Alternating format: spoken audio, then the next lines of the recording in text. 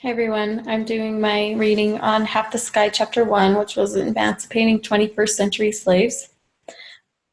Talked about this woman, Mina, who was sold into the sex or a brothel at the age of 18 by her uncle. She fought it, she even tried ending her life, but wasn't able to escape it. Because they didn't have condoms in these brothels, she ended up pregnant twice, once with the daughter Naina and her son Vivek. She ended up fleeing to a northern border country near Nepal and was beaten when she was found by the brothel's owner's son. And Kudos was a man that he was a pharmacist in the area and saw her and intervened, and they bonded through the experience and were later married with two children.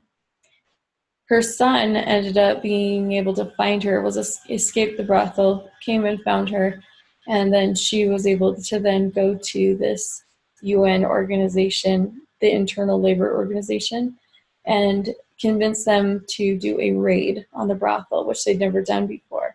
The police were no help because they frequented the brothel and were able to get free services there. But this organization went and did the raid, and she was able to get her daughter back as well.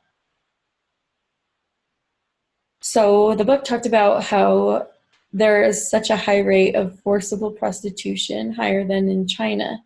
So China has 10 plus million prostitutes, but the rates are not the same as in India, where they only have two to three, but there's more forced prostitution in these areas that have the more conservative sexual beliefs, such as India, Pakistan, and Iran.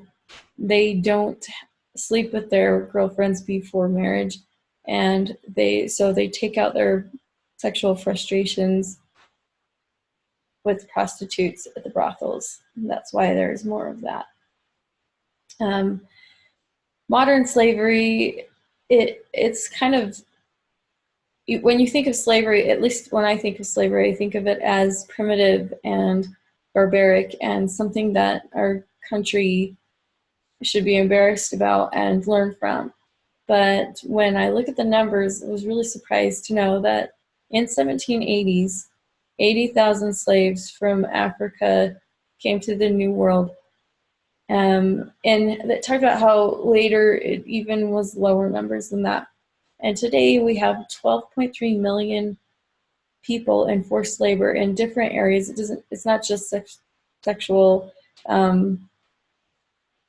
sexually orientated. It's all kinds, but how it's such a growing issue that we need to be aware of, that we need to understand and call it what it is, and find ways that we can curb this and fix it, fix the trend.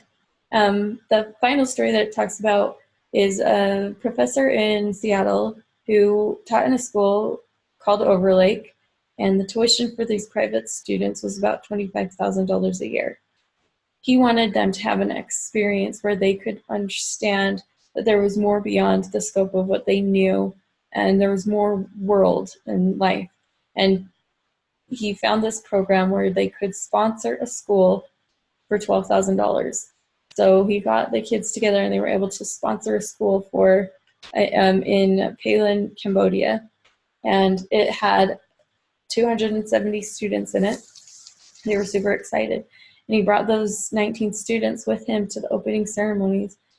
Even though he could have used that money to open another school, he wanted these children to have the impact, bring it back with them to the United States, and to make a difference. And they talked about how it truly did. The school was having problems with the girls not coming because they were being going into the sex trade to earn money, or to just earn money in general.